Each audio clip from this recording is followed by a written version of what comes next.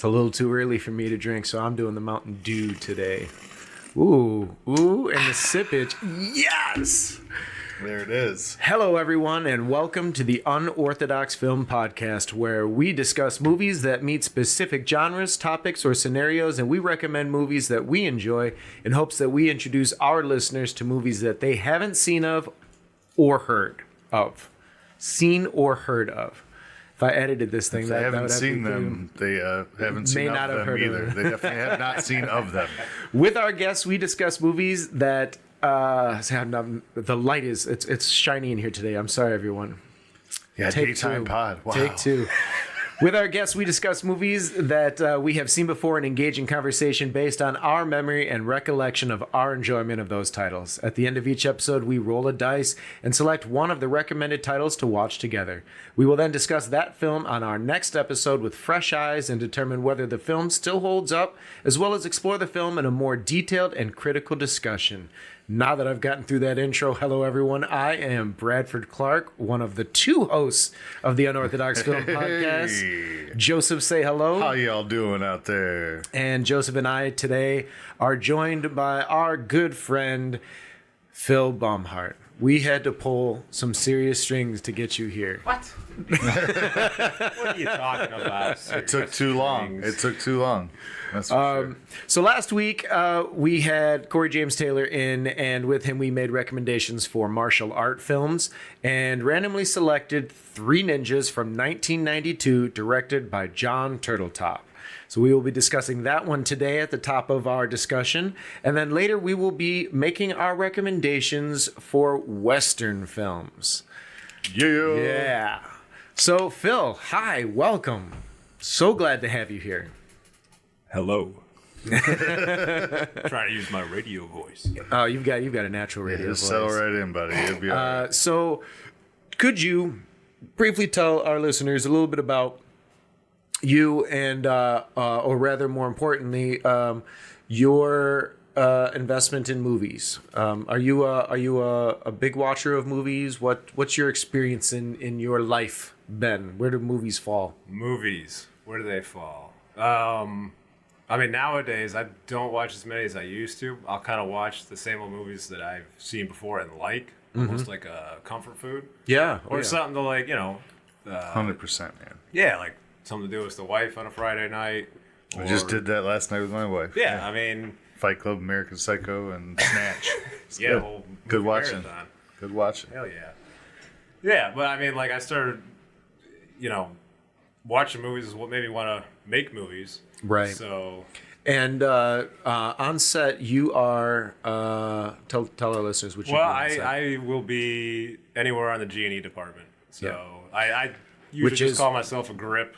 Grip and Electric is G&E. Yes. In case you're a first-time listener, we bring it up, but I mean, you never know when someone pops in. Right. Yeah, so the Grip and Electric team is the team that it's as literal as it sounds. Grips. If it can be grabbed, the grips will usually take care of it. So setting up the light stands at our level, we do the lights and the light stands, run the electricity. But on larger sets, that gets broken down to the G&E department has multiple different responsibilities that are itemized down. Yep. So how long have you been working in film? Working in film since 2015. Okay. So that's about 10 years now? Yeah. Nice. Now, I started making my own movies in high school. Sure. So, that's even longer than that. Another 10 years. Lifelong ambition. So was there a particular style of movie that drew you to film, especially the bringing up making movies as a teenager? What I always say is the movie that made me want to make movies was Lord of the Rings. Okay. So I was into that kind of nerd stuff, swords and sorcery books and stuff like that. So I just finished reading those when the movie came out. Perfect. And yeah, I was obsessed. I would just come home and put that on the DVD and watch it. You got lucky. See, I watched those. I read those books when I was 12. My dad gave me The Hobbit when I was 10, so I got into The Lord of the Rings a little later than that. And then, I didn't fly through The Hobbit when I was young. It took me a while to read. That was the first. That was the first one I tried to read, and I gave up. All the dwarf names. 2 years at that age to read that book is not that long, considering I had life going on. Right. Yeah. But yeah, then I immediately just consumed the Lord of the Ring books, because then I really got into it. I was getting a little older, more into the sci-fi, the fantasy thing. It's a totally different writing style too. Yeah. Oh yeah, So 100%. Those I went through a little faster. But yeah, dude, I had to wait because I was 11 in 1993. Right. So like that's when I'm reading these books. So you had to wait how many years for the movies to come out? You know what I mean? So, but it was worth it. Totally worth it. So, from your experience with Lord of the Rings, you caught the bug. Yeah, I mean, they had the director's commentary and like just there's hours so much behind the scenes, like, so immersive, and I was just like, I remember when that was first teased. MTV had some like special behind the scenes, because like there, if you weren't around when that movie released, there was this. We were worried. When I say we, like the collective, like the studio themselves were worried, but no one really knew. One, a lot of people who were fans of the books, like Joe, who'd read it, you didn't know if they could pull off. Yeah, because no movie had been done with that kind of graphics before. Yeah. Peter Jackson had been collecting those. Well, and we were coming into the computers, the Frighteners. Right. But we're not here to talk about Lord of the Rings that deeply today. Are you sure? Because we could end up talking. I just there's a lot to know about the. Well, if they want to hear it, they'll let us know, and we'll do a special episode. Yeah, there you go. But so today's topic, Phil, you selected for us westerns. Correct. So we'll touch back again when we get to the topic. But I'm going to be curious a little bit about. Where your interest or where the recommendation came from. Well, so am I. We're going to find out together. Excellent. So, but before we do that, we all just got done watching Three Ninjas. Yes, sir. If you watched, as you should have, it was your homework. Just kidding. I mean, you missed out if you didn't. But you really did. So I had a lot of fun with this. This movie came out in '92. I remember watching it upon release. We didn't do a lot of movie theaters at the time, so it was definitely a blockbuster weekend for us. Yeah, and I think that's where this one really shined. Like, I don't think it had a great theatrical release. Probably not. It probably had a limited theatrical release because it seemed fairly low budget. But I think Blockbuster made this like a national. Like, so many people saw this movie. My brothers and I. My childhood. Yeah, my brothers and I were in martial art training at the time, and the early '90s had so many of those. You know, there was this. I Surf still Ninjas, prefer Surf Sidekicks. Ninjas over this. You know, there was a plethora of options, but.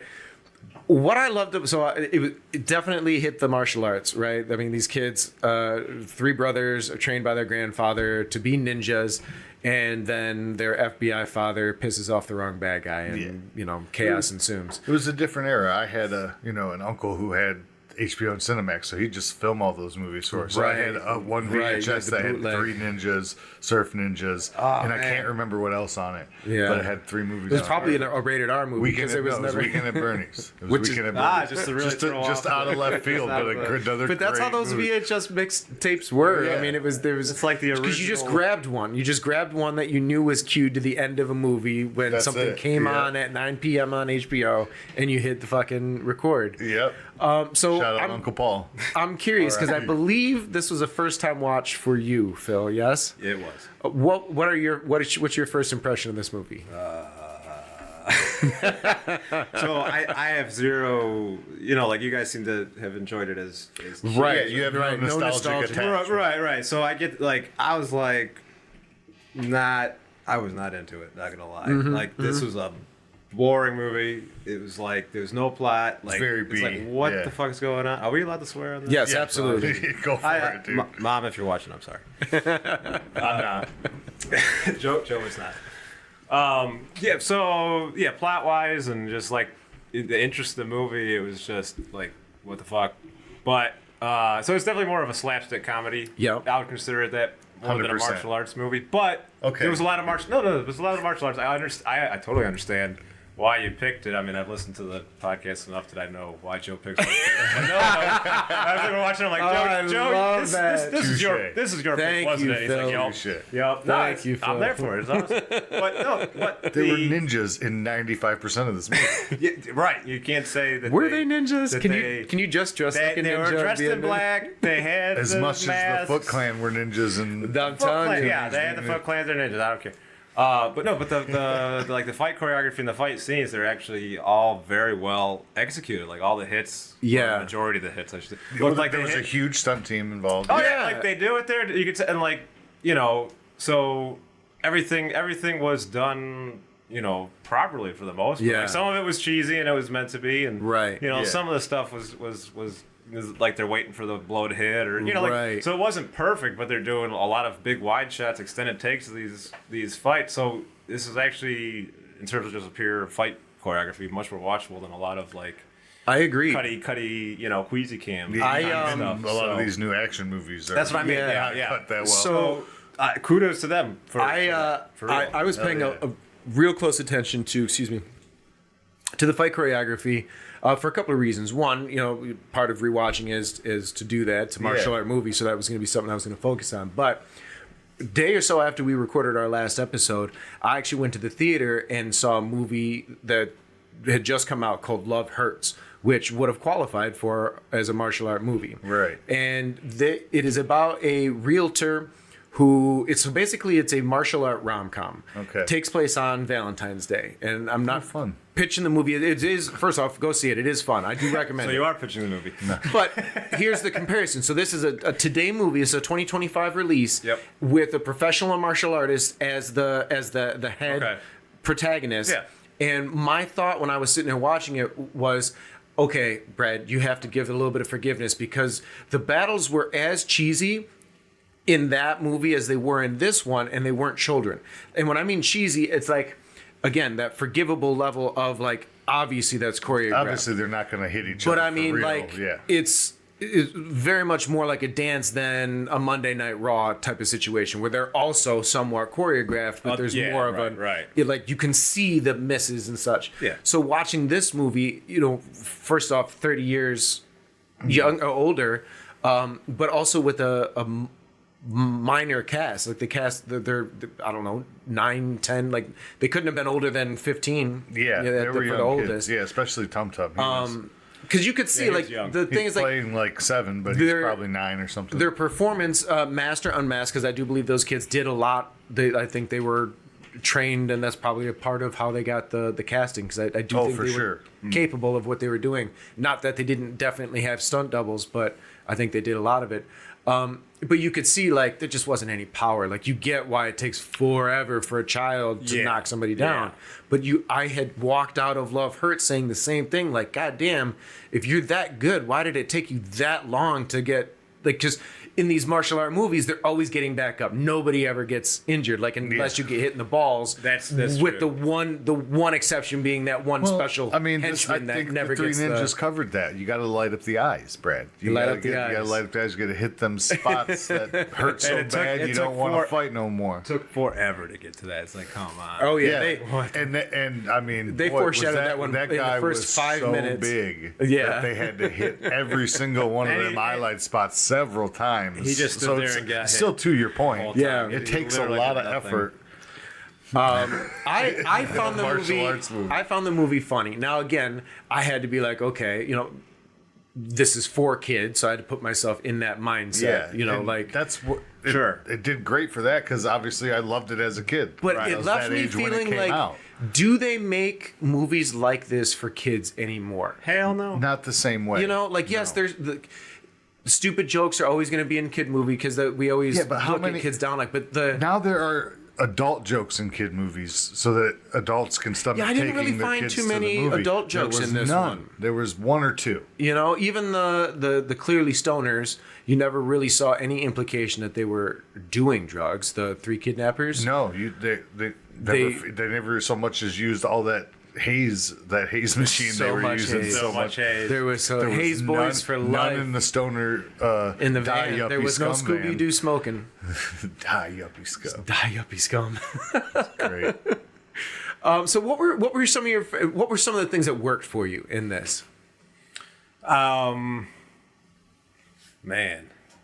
the haze was really what the haze was doing the heavy haze lifting. Game was killer. Yeah, I mean like. So I guess I didn't realize this was a kids movie until we started watching it, and I had to figure it out. Right. I deduced it. It's like the appreciating the fight choreography and making the fights look okay was probably about it. I mean, there was some funny stuff. It was more funny because like Joe thought it was funny. Oh yeah, I was more. I mean, this like is definitely enjoying you guys watching the movie. For adults, I imagine that this is going to be more fun with the group. Like, you really do have to go in, hoping to have some fun. Yeah. Now, something that I did take away this time that I find I will probably seek out more movies of this ilk because... So, obviously they wanted to make money, but obviously they didn't want to spend a lot of money, right? So there were corners that were being cut. And being that it was in 92 before...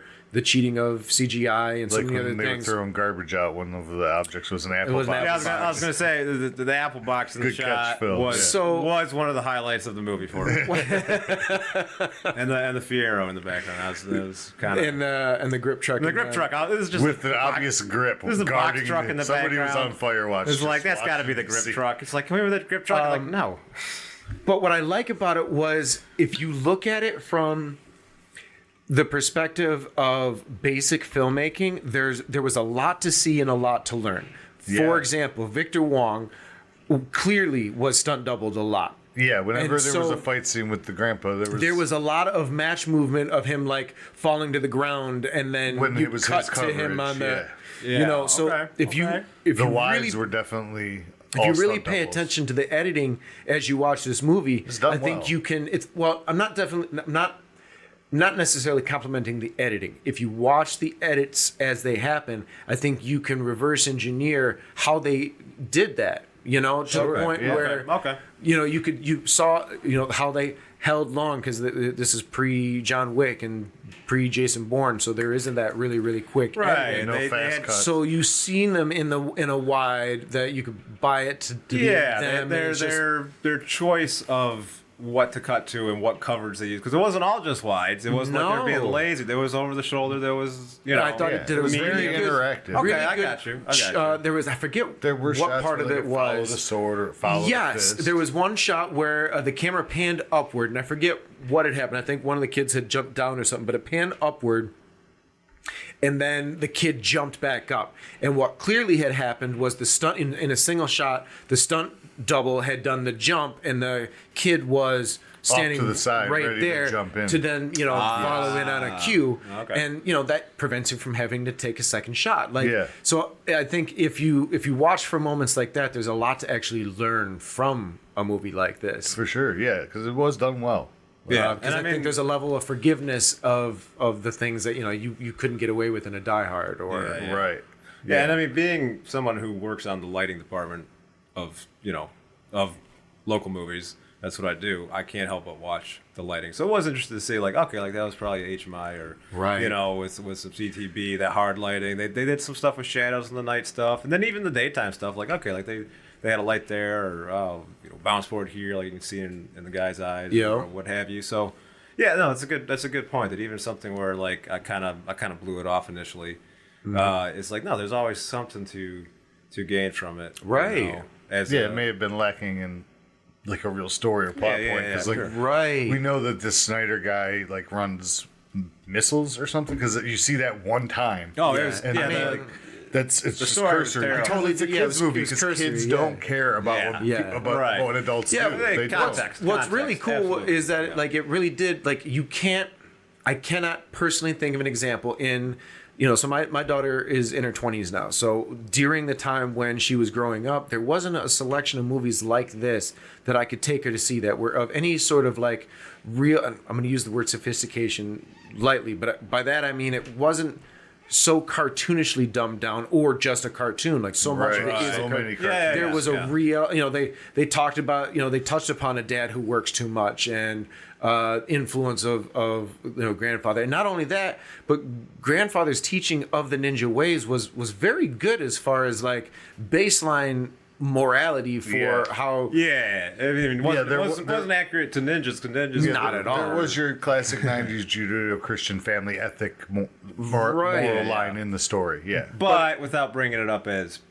being Judeo-Christian, but exactly. It's still but his teaching of only use this if you have to, or Right. different things like that. Well, that is the mantra of most martial arts. So Right. Right. Yeah, nothing specific. I just mean like that era of movie always had that underlying. If it's a family movie, it has They gotta stick that in there. Yeah, which is good. that moral hierarchy thing. I the music was also like prime 90s. Oh yeah, Prime cheese, the little walking, dancing waltzes that you didn't know it how wasn't to no feel. John Williams. it wasn't John Williams. No Hans Zimmer. No, it wasn't. So yeah, for me personally, if you have a nostalgia for the 90s, if you have like an interest at all in the simplicity of what was a different style of children programming than is available now, or like I said, I highly recommend taking a look at this if you are a scholar of film, to just kind of like pick it apart. This or any movie like it, some of the great movies, it's harder to see what they're doing because they're so good at making it hidden, right? Yeah. This is an opportunity to where someone was like, what? This isn't that big a deal. Let that go. You And can kind of see the seams enough to. you can see exactly. So you yeah. can see the perforations there and kind of put the puzzle together. So that's who I would recommend this for. But I had fun with it. I actually haven't seen it since I was a kid, so probably since before '95. So it's been. I've put it on for my daughter. She doesn't really 30 watch. years She doesn't for really me. watch TV, but she'll have stuff on in the background and play your games, or be on her tablet or play with the animals. The cats or the dogs. Yeah. So. She's always got the TV on in the background. Yeah. But it's usually YouTube, some kind of crazy thing. I let her watch what she wants. But if I got to sit there, we're going to, Okay, I can see how this would be a good for that. Yeah. Because it doesn't really matter. I mean, wherever you're at. you really could Sometimes show this. she'll sit there and watch it with me. And Yeah. she'll like it. Okay, Some movies do hit with it. If you're babysitting your little This brother being or one of them. sister, Yeah. This or one, she sat down with me for a while. young family member, and there's genuinely nothing wrong with it. The language is pretty clean. The violence is clean. Truthfully, Well, I think I counted 2, maybe 3 drops of blood in the whole movie. Grandpa was bleeding from 2 places. One dude got stabbed with a knife. Grandpa Yeah, but there was no blood there. There's no blood, but he did catch that knife in the chest. Yeah, Which is awesome. there was I there was appreciate one that, too. fatality. One fatality.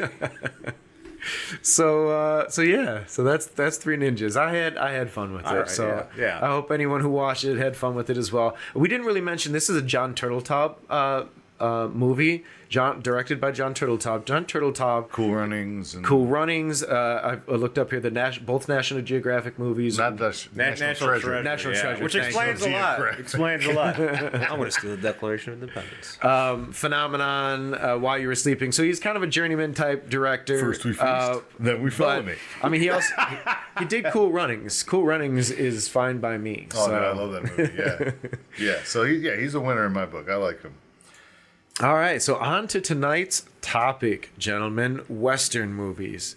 So I'm going to bring it back to you, Phil. Tell me about why Westerns? Why Westerns? So early on in my film, when I started going to the library and renting DVDs to watch, I was starting to get Which you into, can still do. Which you I just can want to still interject do. right there. Okay, I didn't know you. You sure I didn't know can. it's still allowed. I didn't know. Oh yeah. No, so I forget exactly how I came into Westerns, but my grandfather was a big fan of them. Like, he watched the John Wayne. There was never like a particular one or anything like that, but he was always a big John Wayne fan. And Yeah, my dad was too. yeah. John Wayne, Clint Eastwood. I remember my dad watching, so we never had cable, so whatever was on TV, my dad would watch. We didn't own it. Gunsmoke. My dad's never really been my dad's view on entertainment is whatever's on when he's in front of the TV, right? Usually sports.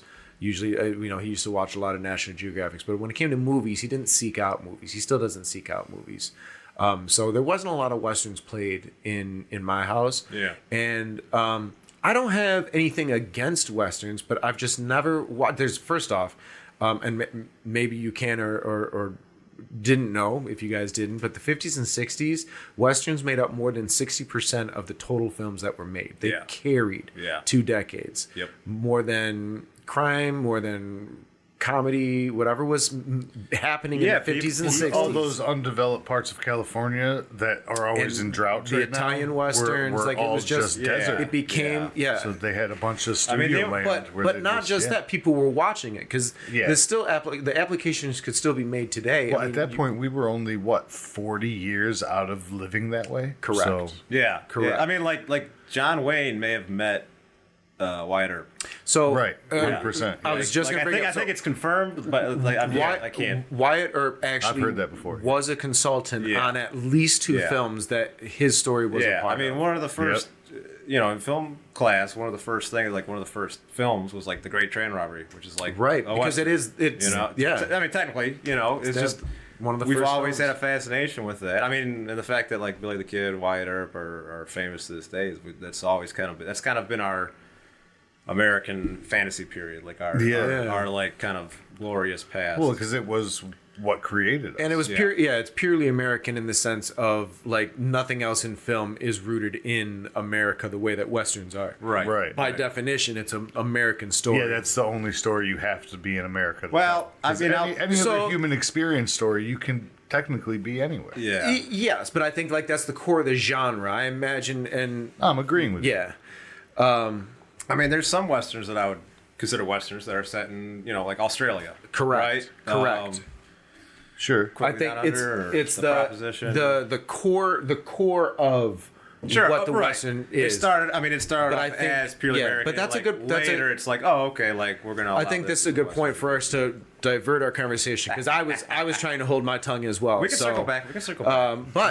But we always offer our guests the opportunity to make the first recommendation. If you don't want to do that, we can pass it on. That's right. Get serious. Nah, we're good. I'm good to start now. Okay. We can circle back to any of it. Anyways, all right. My first recommendation. All right. Is gonna be. So just for clarity, because I keep fucking it up before Phil starts us out. Yeah. We will be taking a short break after our we each make our first. First I mean, you could always just take the break and not tell the audience and edit it out. Here's the thing. I like to do it. I'll tell you why. Because at some point, I hope to have enough listeners that we have ads. To our audience, okay? That we have ads, and so I don't want it to be. I don't want it to just like cut off and just randomly. But anywho, you can cut all that out. Yeah. None of this is getting. Everyone sits through everything. None of this is. I don't even know why I'm looking at my book. I know exactly what my. All right. So what's your first pick there, Phil? My first pick is going to be a 2008 film starring Viggo Mortensen and Ed Harris, and the film is called Appaloosa. Appaloosa. Have you heard of it? I have heard of it. Have you seen it? I have not seen it, and I honestly, it's been a while. Yeah. I honestly forgot all about it. So when I was at Specs Howard, there was there was an ad for that because I believe Appaloosa is one of, and maybe while you're chatting about it, I'll double check it. But I believe it's one of the first films that was cut fully on Final Cut Pro. Oh, no shit. But I'm gonna double check that because I know Cole. I watched it because I've always been an Ed Harris. Yeah, and he directed and that. Viggo Mortensen as well. So Dude. Love Viggo. With Jeremy Irons is the bad guy. Renee Zellweger's in it. I just gonna love Jeremy Irons. There's some character actors like Directed by Ed Rex Harris. Lynn. I Yeah, think. it was his directorial debut, right? No. Ed He played an artist Pollock that he directed. Oh, that he directed Pollock That was too? the first one. Yeah, Wow. yeah. There might have been something else he did in between, but All right. Well, yeah. yeah, and so that's one that is a lot of people have not heard of it, so I think it's cool that you saw it, Joe. I'm not surprised. Yeah. I mean, you're Joe. I'm not really surprised. But it's like okay, right on, right on. Watch a lot. But that's one that even people who I've talked to who like westerns, they're like, oh, I hated it, and it's like I love them. Is there something specifically different about the story type? Not the story type, probably more the way they shot it. Like it's a little more like the old John Wayne ones where it's more kind of wide shots or sustained medium. Like the John Ford stuff. A little bit. It's still modern. Like it's not. They're not trying to be like an old movie. But they weren't afraid of the contrast, like to really lean into more of the natural harsh lighting of the hard sun in the desert. Which still looked great. I loved it. The DP was Dean Selmer. The night stuff was very dark. Yeah. You know what I mean? So like the heavy shadows. It wasn't Game of Thrones dark. No, but it was nothing should ever be Game of Thrones dark. Not Game of Thrones. But no, it's just a very it's kind of it's a slower pace. I like with westerns in general. What I like about them is typically the kind of methodical nature. Sure, of them. yeah, I think you And the have to be characters, prepared. And all that is what I like. It's a whole about different Western. format of storytelling. Which is also, and I'm jumping ahead now, I'm jumping somewhere, but it's like the westerns that I like, or my favorite scenes in a western are ones where they lean into using that visual storytelling. Yes. Right? Like they're not using a lot of dialogue to explain stuff. It's you're absorbing it all visually. It's in the sound effects. The creak of the leather, the capturing of the atmosphere, like the whole Yeah, it's time. about building a world that you can live in. Yeah, absolutely. Yeah. But and a lot of times, like the emotion is more caught from the lull in the action. Like, this is going to be serious. Yeah. There's nobody on the street. Wait, they put a tumbleweed? Yeah. What's about to go down? And then you hear the little whistle. Just that little whistle. But and then emotions are conveyed with the eyes. Stuff like that. And like Appaloosa, you've got Ed Harris and Viggo Mortensen. I mean, these are killer actors. Oh yeah. So like, there's the details in the performance that I just love, and the lighting and everything. Mm-hmm. I'll have to check that one out because stuff like that. I didn't avoid it. It just, again, westerns for whatever reason, it's probably the slower, Yeah, and I can't get someone to go with me to the theater. So then when it comes to watching at home, it falls on I'll get to it. Yeah. And then I fucking never get to it. And I mean, even if you watch and you're like, okay, like you seem like we were just talking about Three Ninjas, like you saw some really good points of something that I was like, I blew it. You know what I mean? Right. I blew it off. And if you blow off a movie like Appaloosa or a western, it's like I'm not offended. You're right. But it just my personality and the things that I enjoy and what I like, it just sounds right up it just my speaks alley. to me. You know what I mean? It definitely sounds right up my alley. So, but yeah, there you go. All right, Appaloosa Phil from is one of the last living 2008. cowboys with. No. He doesn't actually wrangle. I cows, pretend to be a cowboy, but like I watch westerns and stuff like that, and it like. But you own it enough. Like I'm letting you get away with it. Is what I I'm didn't saying. know how to be a person. Like I didn't know what to do. So I just started walking and moving and now I can't stop. Like Just do, it's become your. there's so many personality. one line. Like if you watch any of these movies that I'm going to recommend, you're going to be like, oh, so that's where Phil gets that line from. Right. Like you watch Appaloosa, be like half the vernacular I use is lines from that. It's funny. I think that there's a lot of humor in some of the movies and stuff. One I of the believe that. things, as you're pointing out, one of the things that I do really gravitate towards from it is the character, the stoicism. Yeah. In a lot of these characters, Yeah. especially the I think hero just characters. in general, the story arcs of even the townspeople are different in westerns than they are in any other genre of film. Yeah, townspeople can get Yeah. pretty stereotypical. The blacks was think. What the fuck is he making? Horseshoes. Horseshoes. All right, Joe. I don't Brooches for rich women. I don't remember which direction we're heading. Do we rock paper scissors this? Who's making I know the we next usually go recommendation? this way. All right, so it I'll- just I depends think on you if should- I start or you start. I think you 'cause- should let Brad go first. I know he's worried about. Yeah, I am worried. I am worried. I was considering. Okay, so if I didn't start, Yeah. because I'm if I gonna- started, it would go to him. So. Yeah. I'm gonna get this one out of the way so I know that I'll have at least. What you got, Brad? We're gonna go with 1993's Tombstone. Okay. Hey, no one else is gonna Okay. say that one. No one No, else that is was gonna on do my it. list for sure. It was not. But I knew I had to get. Yeah, I had to take this one. So, I mean, not that like we weren't. It's such a phenomenal movie, but I just listened to there's a podcast I listen to. I recommend anyone who loves what we talk about, movies and things like that, to check out What Went Wrong. And what they do is they talk about one specific title every week and talk about like the trials and tribulations of pre-production, production, post-production, like from how long it takes. So Tombstone took forever to get made. And it was just fascinating to listen to. But while I was listening to that episode, I just remembered they didn't think it was a great movie. I think it's it's phenomenal. Yeah, it's It's a great, got it's a great some of the telling best- the Wyatt Earp story. And the reason I bring this one up is because Tombstone for me is the connecting type movie between like old westerns Sure. and Yeah. the modern look to it. It's not super clean, but like the cast The cast in that movie Sam is Elliott, so Kurt damn Russell, yeah. who was the younger brother?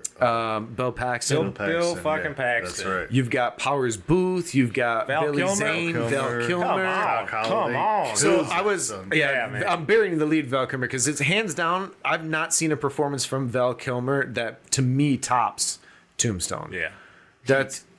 It's a great performance. It It doesn't top Tombstone. does not top. It's a close Doc second. Holliday. Okay. It's a close second. I get you though, because he did a good job. Let's It's full of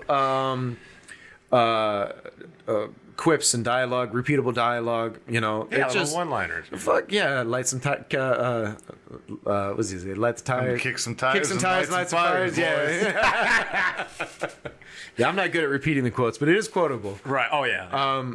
But yeah, if somehow Tombstone has slipped, Tombstone's my recommendation. be your It sounds like you Huckleberry. guys Someone had to say it. Yeah, Someone yeah. had to say it. are familiar with this. So tell me what your thoughts are on Tombstone. I mean, it's got Sam Elliott. How can you not? Right? How could I say so? What's funny is Tombstone is one I that have a nice fresh sarsaparilla. Tombstone is one I saw pretty late in. Like I want to say oh man. Well, that came out in 97, if I'm correct. 93. 93. I saw it in 97. Right. I mean, like I was, consider myself a fan of the westerns, Right. and I had not yet seen Tombstone. So like I want to say I saw it like I don't know, like 5, 8 years Pretty ago. recently. Yeah, pretty recently. Oh, okay. I was like, oh okay. Yeah, no, I've noticed it make a resurgence because really the Western has been popping back. Maybe up maybe in I'm popularity, misspeaking on that, but it was one that I saw. Like I had seen a lot of the other westerns that are going to be on my list already, Right. and then saw Tombstone after. This. Like a lot of people But- had, when Yeah. Tombstone came out. That was it was one of those double feature problems where another production was Yeah, but Kevin like Costner's wider.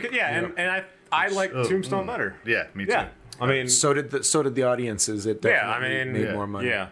Yeah. My dad was big into, like you said, the westerns and action movies, and this was really a crossover of that because it Yeah. had so much action. Right. That's what It the wasn't as studio slow wanted. as most- the studio as most wanted Westerns. to kick off. So the original cut was like, But we did not 4 see hours. it in theaters. It was definitely a blockbuster rental. Like I said, like 4 years later. It actually had two directors. The original writer, Kevin Jarre, got kicked off because he was trying to shoot something. The first 2 weeks, all he shot was wides, and Kurt Russell had looked at Val Kilmer and was like, "Dude, we're fucked."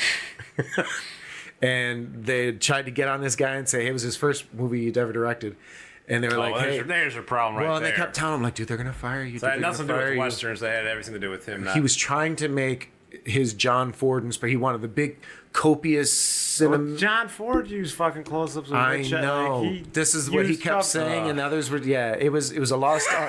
4 weeks it took. They fired him, but then they Damn. brought on George P. Cosmatos. Good Cosmatos. Greek boy. Yes, but yeah. And secretly, it was after Cosmatos died. He had promised. Kurt Russell had promised to not say anything and reveal the secret. That actually Kurt Russell directed the movie. He stayed up every night doing shot lists. He made a lot of the calls. And he was still pretty early. Like he was just fresh off of some of his John Carpenter successes. Sure, but I mean, he was still starring. But yes, he was still the name.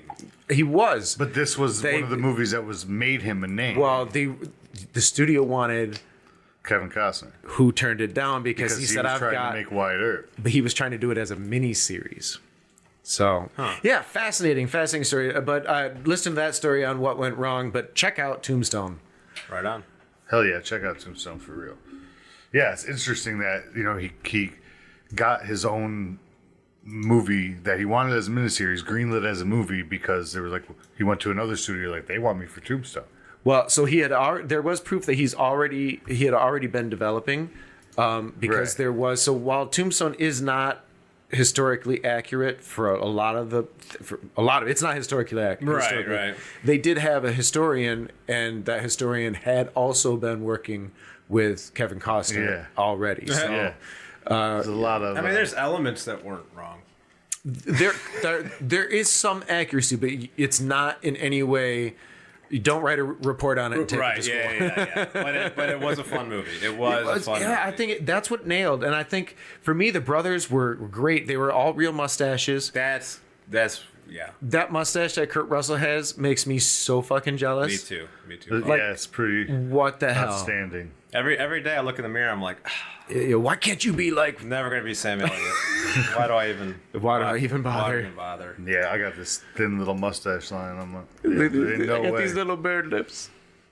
Just let it grow, bro. Okay, so my first. Yeah. Oh, I've let it grow, dude. What do you got? What do you I got? can't do it. I just eat my. It curls right into my mouth. I just eat my mustache.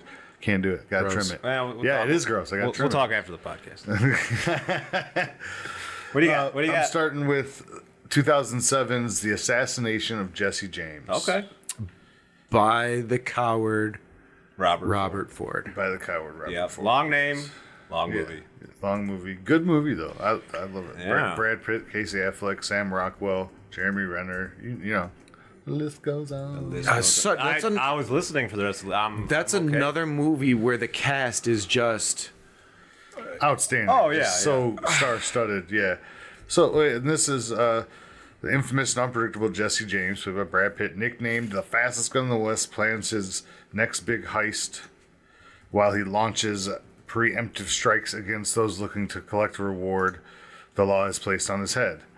So Jesse's newest recruits, Robert and Charlie Ford, grow increasingly jealous of the outlaw. When they sense an opportunity to kill Jesse, they gun him down, but their actions backfire when Jesse's fame is elevated to near mythical status. That's a wild description. And I didn't it's been a realize- minute for me since I've seen it, but I have a feeling that a lot of that is wildly not inaccurate, but like a minor, because there's so little happens in that movie, and that's what I recall loving about it. Yeah. Was like it was the epitome of, it was beautiful, but the epitome of slow burn. Right. So I saw that when I was a kid, and I was like, "This is boring. I don't like it." So I need to give it another watch. But yeah, you was definitely shot love beautifully. the classic. You definitely have slow to. story of Yeah. the Western. Yep. Oh man, Yep. yeah. So I mean, yeah. Because what it is, no, I think that's a perfect description of it. Honestly, it's a little, like you say, it throws a little bit of action into it, but it's telling you in an interesting way. What it is you see them, like he kind of falls in love with them, dude. Yeah. But, you know what I So mean? this is one that's not almost- in a sexual way. No. Yeah. Becomes like I want to be this person, Yes, and he there's starts to like A serious hate him. exploration And- of like fascination, like real love and fascination for a because he person. couldn't, and he was just trying to understand like his motives, and he didn't agree with him, so he Mm-hmm. just got really upset. So- and he just, I'm taking this motherfucker out for the money, like, Yeah. because they were kind of trying to infiltrate him for the money. Yeah. that was their original intent. Right. But then they fell for all of his charm and charisma, and then it was Brad eventually, Pitt, yeah. well, Jesse James, but yes, that's why they made such a good choice. Yeah, Brad Yeah. Pitt killed it. So that's one that's almost like it's set in the American West, but like there's nothing specifically Western about like the plot or anything like that. Would that be fair to say? I guess. Again, it's been a minute since I've seen it. But so Not that I'm saying it doesn't count. Like it's, Right, it's a and- great choice, great pick. the movie genre definitely has a lot of the fighting cowboy connotation to it, but I think in 'Cause this wasn't really an action movie, it's not. But it's a drama. But it takes place in the American West, right? in the pioneering period. I think and it's post Civil War. It's definitely a Western drama. Yes. Like, most of what you love are action westerns. It's like yeah, right. Which is what it's like we never really defined the genre, but if Yeah, well, I mean, it's a Western epic on IMDb. I definitely it was on my list. It's definitely something that I visualize in being in the Western space. yeah, sure. Because it's That's why I open with it, because to me, it represents a modern version of the classic Western. Yeah, without but even the Tombstone gunslinging. was post Civil War. You know, Yeah. they're like the American West kind of falls into I would probably say like up through like 1910, maybe even 20 for the downfall of the Great Depression being Yeah, like a torn that dividing long line. ago. Yeah. Because Torn there that was still long ago. there was still so much empty land, and so it's the Dust Bowl. It's the Yeah, like I know. I doubt one of us is going to say this, so I hope I'm not stealing one. But Fucking send it. as an example, like I would say, The Grapes of Wrath is a western. Oh, It's okay. just not an action Sure. western. I mean, Sure, they yeah. have wide brimmed hats. I mean, that's You know, Yeah, Sure, I mean, that it's is like- definitely not on the list, but Yeah. honorable mention deserved for sure. Yep. you know. So Yeah. But yeah, if it's been a while since I've seen it. It was a lot to take in when I saw it. My reaction when I saw the movie was this was fucking gorgeous. I loved it. I have no idea when I'll want to sit through this again. Yeah, the cinematography was just... Right, and that's not saying that it's a bad movie. There are just some movies that are like that. It's one of those things where, it's long. Yeah, it's long-winded, too. But I mean, at the same time, it's just it has all those elements that came together in the right, and it's just beautiful. Yeah, I need to give it another watch. Because I saw it in the wrong time. It's a rewarding watch. Definitely set time aside for it, and now after discussing, you're like, oh, okay, get it. But I was right. I didn't want to say it, but Roger Deakins shot it. Hell yeah, I did. Hell yeah. What is surprising is that Andrew Dominic directed it, and if I'm not mistaken, he did Swordfish. So let's. Hey, don't knock Swordfish. I'm not knocking Swordfish. I actually have a lot of love for Swordfish, but I'm wrong. What the hell did he did? He actually worked a lot with Nick Cave. Did a lot of Nick Cave videos. Ooh. Yep. And Nick Cave did the music for this. Hell yeah. And it may not be the last time we bring up Nick Cave today. So, spoiler alert. So, we've made it through. The list has started out with Appaloosa, nice, Tombstone, the assassination of Jesse James by the coward Robert Ford. Yeah. So we will be right back after we take this quick break. Yeah.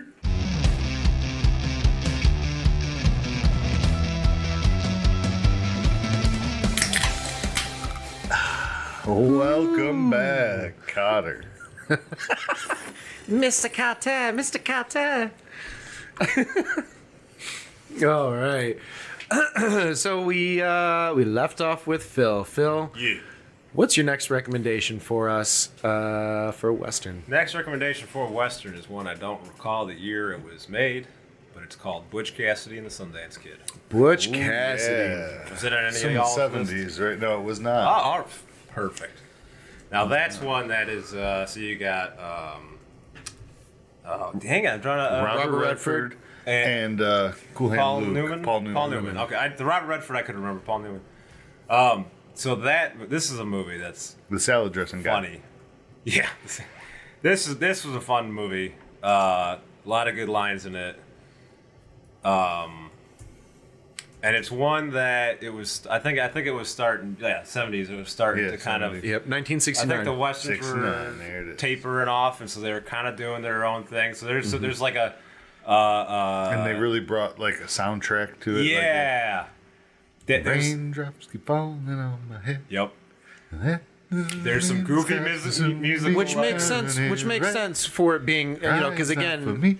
It was the 50s and 60s where Westerns were like the big honchos, but this is 69. That's arguably going to be at where it starts to taper out, but also where film was in the late 60s with its experimental and the new Hollywood coming in. You're going to get a lot of that. You're going to get a lot of that outside of the old Hollywood ways of this is the music we would have used, this is the editing we would have used, totally composition. There was an I remember that movie from growing up. That was one of my dad's favorites. Yeah. My dad as well. I think that is his favorite movie. So I wouldn't be surprised if it was mine. I think it was written by William Goldman, correct. Goldman, okay, same author who wrote The Princess Bride.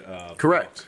So nice. This guy knows how to write. And what's interesting, I read a thing later, was like he was trying to make the movie about how two people who are like best friends like actually don't really know each other. And it kind of like when they made the movie, it ended up being something else. But it was interesting seeing those elements in there. But they're basically two outlaws who are, it's basically the end of the West. And there's a the law's moving in.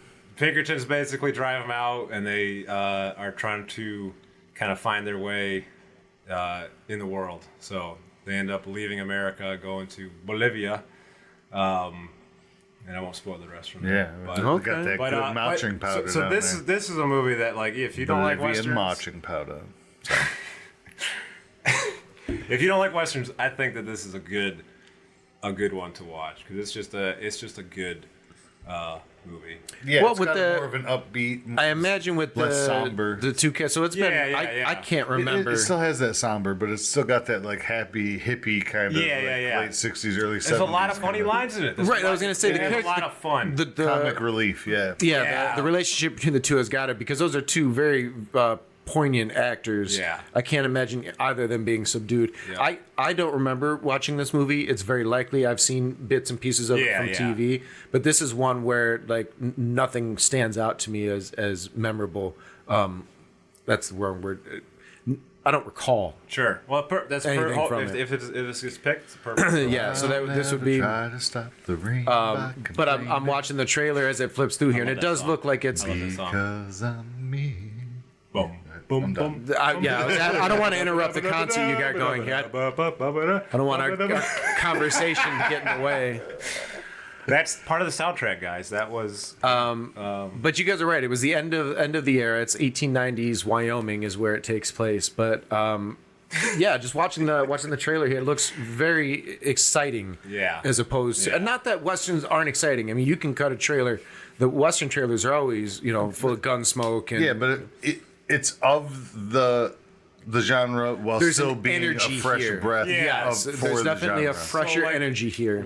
for its time. It was a fresh breath to the genre. Like, it's still got some of the character actors who are in, like, some of the John Wayne movies, like Struthers Martin. Yeah. You know, that's a character actor that you might recognize. That's the guy, he was in Cool Hand Luke. Yeah. Henry Jones, Bingo.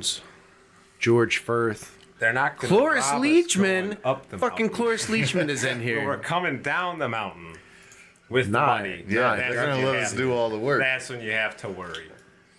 All right, so I'm gonna look this up. That's real where quick. he says, morons. I got morons on my team. Jared might be getting triggered right now. Listening.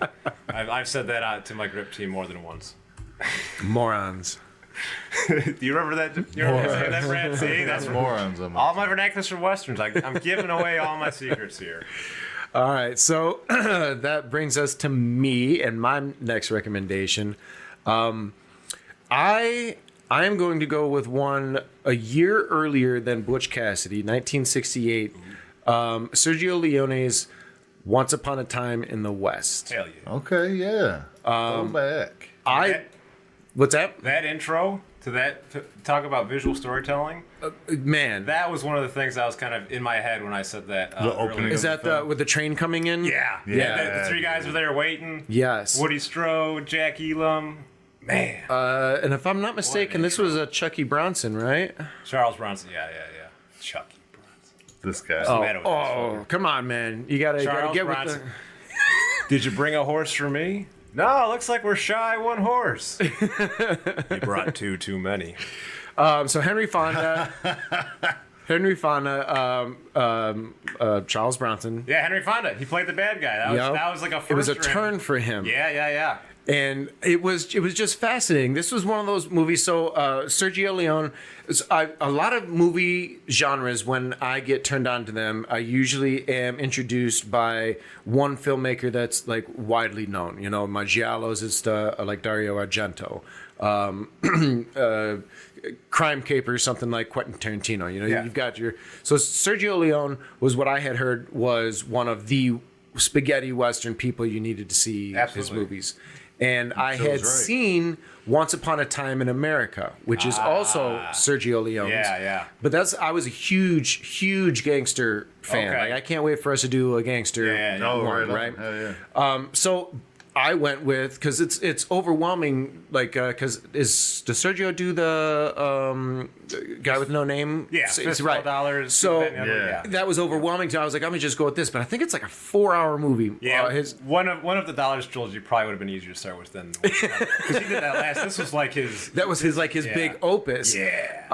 So it's the log line on IMDb says a mysterious stranger with a harmonica joins forces with a notorious desperado to protect a beautiful widow from a ruthless assassin working for the railroad. And it really does have that, like you said, the entrance in the movie where the trains connect towns. Like you get that the huge jib movement of the wrong movie.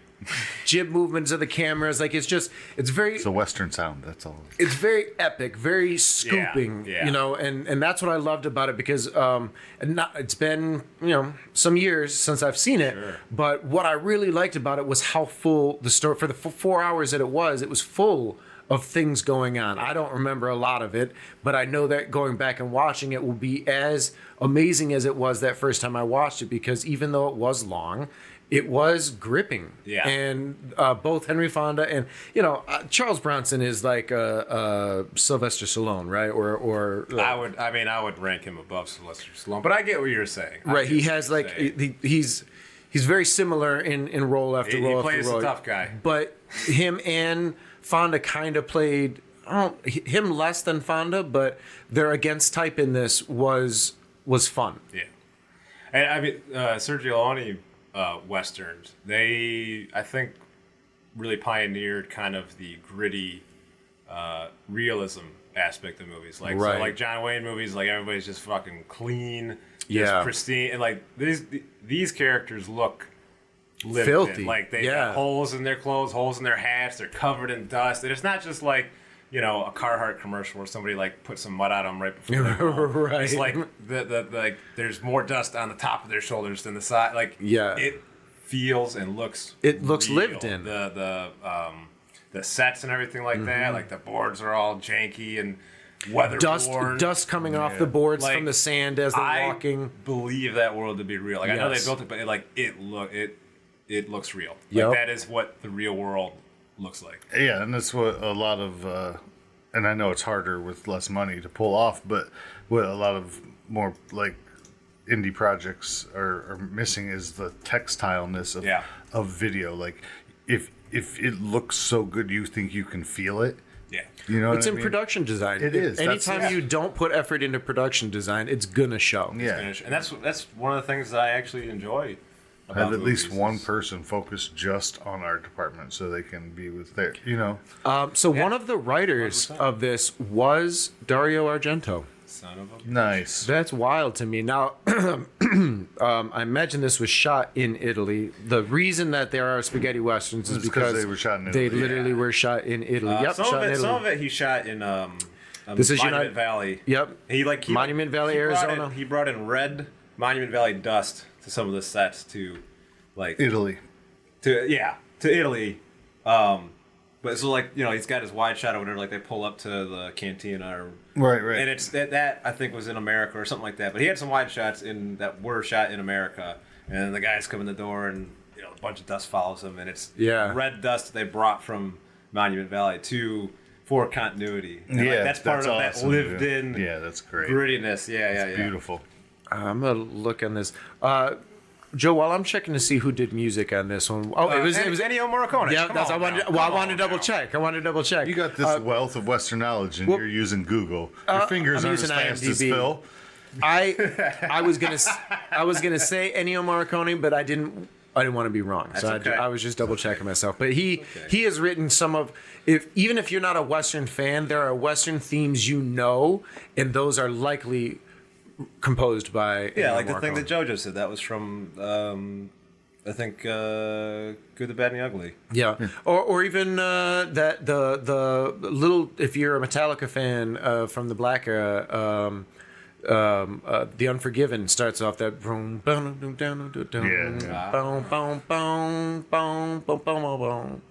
that's Ennio Morricone. Yeah, it is awesome. It's goofy, but it's freaking outstanding. Yeah.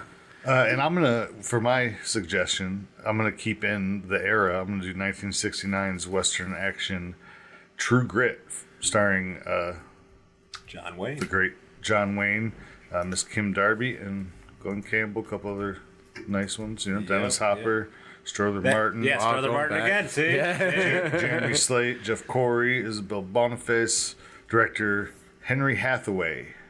Yeah, where Best Actor Academy Award for a leading role went to Mr. John Wayne. all he had to do was put on an eye patch. Yeah, he's Fill put on your that hands, well, and you all son that of a dirt. bitch. He was a dirty.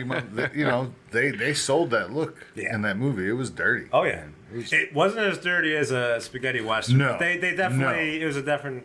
I love that movie. Yeah, that was one of my grandpa's favorites. Yeah, my dad's as well. My grandpa's too. Yeah, it was. I mean, it's a great movie. 87 on Rotten Tomatoes. You know, but it's you know. Nah, you're right. It's one of those that like it's nostalgic for me. Most of these movies are. You know what I mean? Anything that I'm coming up with that's less than 15 years old has some kind of. If you don't appreciate a movie like that, you'll give it a low rating. And this has been remade. What was that, like 2010 or something? Yeah, they redid it with Jeff Bridges. Yep. I mean, I watched it. It was all right, but and I think that was Coen Brothers too. It was. Yeah, and they did a great job. But I mean, it wasn't True Grit to me. You know? Right. I'm in the exact same boat as you. So I've not seen True Grit, and it's been a journey for me because going back, like I said, just having the access to them, I didn't have the 1969 experience at all because no one in my house watched it. It just didn't come across.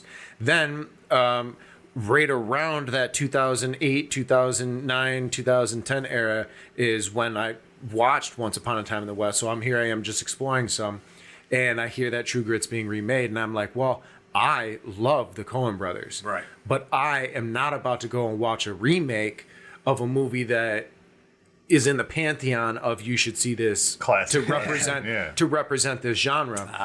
And going back that time, that was DVD, Netflix one at a time and everything. So not having the access that we have now as far as just like popping it up, it just came and went. Mm-hmm. And then, as everything else does, the new one came and went and so on and so forth. You just didn't watch it. And I've just yet to watch it, You ordered them and just didn't get to them before you had to return. They just never got sent to me, yep. So I don't have anything to add to True Grit except that I know I need to see it, and it's one that I definitely wanted to see because I still want to see, it's got just being a Coen Brother completionist. Son of a gun. I'll remember his name. The bad guy. Who's the bad guy in that? In the Robert Duvall. It's got Robert Duvall. Just classic. It's so good. I can't believe Dennis Hopper is in the original. Robert Duvall, Ned Pepper. Very young. That's right. Yeah. Dennis Hopper. Yeah, and I mean, it's for me that is the classic Western. You know what I mean? Like I saw any of these other ones after this one. This was the first one I remember watching. That was the one that set the tone for you. Yeah, and like from my youth, like that was a movie, that and The Quiet Man were two John Wayne movies that my dad or my grandfather would always put on when we were up to visit him. You know what I mean? Because those were to him child appropriate. Yeah. Right. You know what I mean? Because when The Quiet Man was Irish and family oriented, and it had boxing in it, but it had that how my grandpa saw how a man should be, like be tough for your family or for the women. You know what I mean? So that that whole genre code. Yeah, there's a code exactly.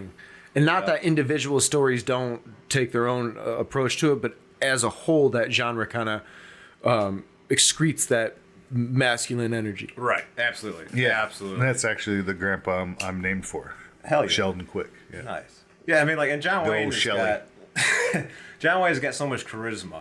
As an actor, and there's a bunch of westerns that he's in, and there's it's hard to find one that's like really stands out other than maybe like True Grit. Like True Grit is a great standout example of he won the Oscar for that. You know what I mean? Yeah, it's beautifully done. It's great. It's a journey. It's a cowboy badass who's basically retired, kind of just down on his luck. Just done with life. He's drunk. And this young lady's family is threatened. Her wealth has threatened her status, and she needs to move, right? And she needs to get across the West, so it's this long trek. I don't remember. Yeah, her father got murdered by his employee and stole his money and the horse, and she had to go back. To get she revenge, had to chase down Robert Duvall to get revenge. Hired, and he was a hired gun. Yeah. He was her hired gun. I got some catching up to do because these all sound great. Yeah. Yeah, man. And, it's very chivalrous. Like he's gun for hire, but they wind up, becoming close, and now because she's basically got no family left but her mom, right? And I don't even know if you see her mom in the movie or. I think she's got family at the very beginning. Yeah, like it's very like 2 seconds. Yeah. She exists. It's like it's a scene. Yeah, where they discuss her leaving, and she's just goes. She's obviously it's not like she's not supposed to. But she has no brother. You know what I mean? She has to do it, right? She's got to be. She's the only offspring, right? I mean, talk about a strong female character. Like she's, a very strong female character. You know what I mean, without and that's another reason that I chose it because it's not something that you saw back then. Right. Yeah. Not often, definitely not often. I mean, Sure. yeah. Like he teaches her to shoot, all these things, and then eventually he's like, "You kill." You Nice. know, like she gets revenge herself. Phil, moving on to you. All right, moving on to me. I'm gonna have to. Did I spoil it? I'm sorry. No. You didn't spoil it. No, not at all. Let's see. All right, we're gonna stick with the John Wayne thing. This is another standout for me. A standout John Wayne movie, The Man Who Shot Liberty Valance. Okay, yeah. You got John Wayne, of course. You've got drawing a blank on the guy's name, Jimmy Stewart. Oh, I love Actually, Jimmy arguably Stewart. the main character. Good old. And the bad guy trio is Lee Marvin, Like to throw a lasso around. Lee Van Cleef, the bad from The Good, the Bad, and the Ugly. Yeah. And Strother Martin. You got. I mean, it Another is. Strother Martin. So this was a John Ford movie. It's black and white. I don't recall the year. I'm sure Brad can 1962. look at that. Look at Yeah. that. So that's an older one. That's more of the heyday of the Western. But this is And I've definitely seen that back in the day when my dad was like, "Oh, if you like that one, let me try." And that one Yeah. didn't resonate with me as much because of the black and white when I was younger. Well, not I didn't only really- it's not only that. I mean, just looking at the difference between 68, 69 of True Grit, Once Upon a Time in the West, and Sundance Kid. Looking at the trailer as it is playing in front of me here, and I can't imagine a lot of this was done on set as far as the outside stuff goes. But Yeah. it looks like even the horse stuff was like there's a very playish look Yes. to it. Yes. Right. There's a Absolutely. very Absolutely. old Hollywood style of the way it's filming. Yeah. So that's going to hit differently, especially as a child. Yeah, you know, that's- of our 100%. era. Yeah. That's That's kind of all I'm why I saying. picked it, because it's one that's not just a clear-cut story of like good guy, bad guy. It's one that I think that we as cinema lovers would enjoy Yeah. right now. You know. Yeah. Sure, yeah, it definitely deserves a revisit from me. Absolutely. For sure. Absolutely. Yeah, John Wayne was iconic, you know? Yep. He was great. What do you remember the plot from it?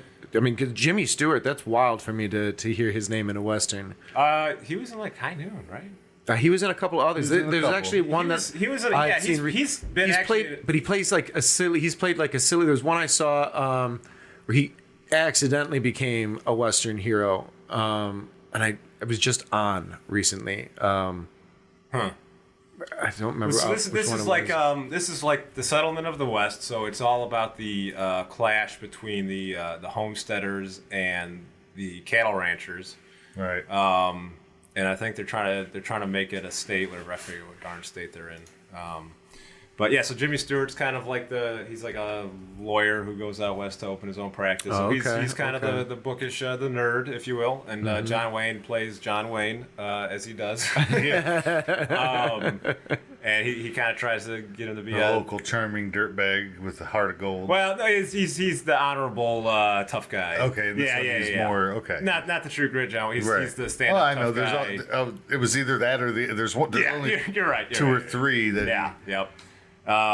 And so you got Lee Marvin and his cronies trying to intimidate and run Jimmy Stewart out of town and all that. So it's Interesting.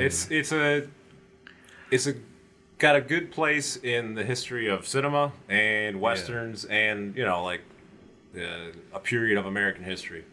So Is this the one where it say badges? We don't need no stinking no, badges. that would be Rio Grande. Butch Cassidy and Sundance Kid. Really? Yeah, Okay. Well, there you go. I'm pretty sure. Throwback. Pretty sure. What I love about this era of movie, the 50s there and the early 60s, is exactly what you're talking about. I do think that it's not the same experiences you'd get with modern movies, right? You know, from the 60s on, everything started to change. So there is still the way that diction was, the way that actors performed, you wonder, like, man, did they really walk around Yeah. in the 40s and 50s and, hey, have it with that cadence to it. But that's what I love about that's what I love about movies from that era, especially ones that take the big risk, because you're looking at this and the production is not what we do today. What we do in creating reality was not necessary back then, because just seeing Well, anytime there's a growth in the technology, you see a shift. right, in how but you're at a point in history where the just art seeing form is anything paradigmed, So, yeah. just seeing anything, it was amazing. Right, like it's moving. What do you now. Mean? What do you mean? There's lookies. We have audio with it, with the talkies, and so there was less things to be impressive. Like you just believed stuff, and it was mostly acting, much like a play. But I think there's so much to go back and watch movies from that era to get from them something that we don't get from movies today. Referencing a play, totally different. Like they have to remember their lines. They're interacting. Something goes wrong, or something. Like you just roll with it, and so there is a great deal of talent that's involved. Yeah, because there's not a lot of editing. Like it's there was a lot more scenes, a lot more wide shots. Correct. Yeah, there's a lot less cut-ins. There's still coverage, but there is absolutely still coverage. There's always reasons for the coverage, and it's not shot like a 3-camera studio sitcom either. Right. You still one camera at a time. That nitrate film was expensive. Well lit. There are definitely less cuts per second on average than in a modern movie. Well, yeah, you got to move a 1,300-pound camera rig. You know what I mean?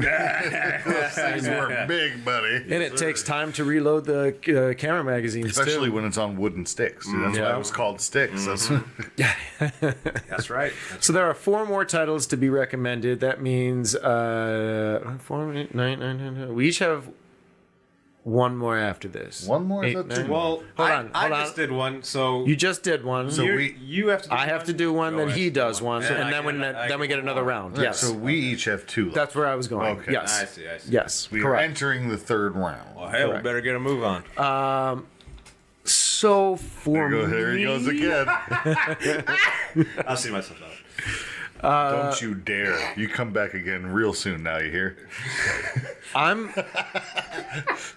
I'm going to take a stretch and kind of put us into something that was alluded to at the opening of our episode today, where the place in which the story has to take place in order for it to be dictated. And also Nick Cave, a Western. possibly? Not this one this time.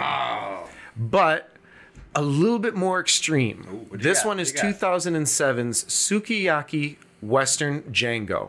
Oh, no. Directed by Takashi Miike, who is known for a plethora of films, but he did Ichi the Killer. He did a movie called Visitor Q. He's very wild, but he was the inspiration for Eli Roth, one of his filmmaking for Hostel. Yeah. He's that type of filmmaker.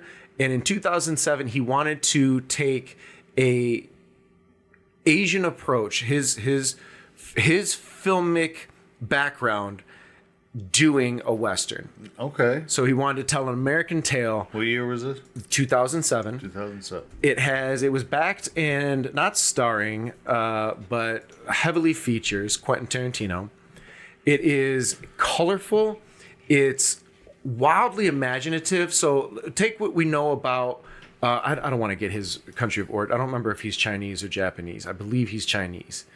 That's a huge difference. That's why I don't want to make the mistake. Oh, no, he's Japanese. He's from Osaka, Japan. Yeah, that's what I thought he was, but I wasn't. Yeah. So, but to take the Japanese Osaka style stir fry is my favorite.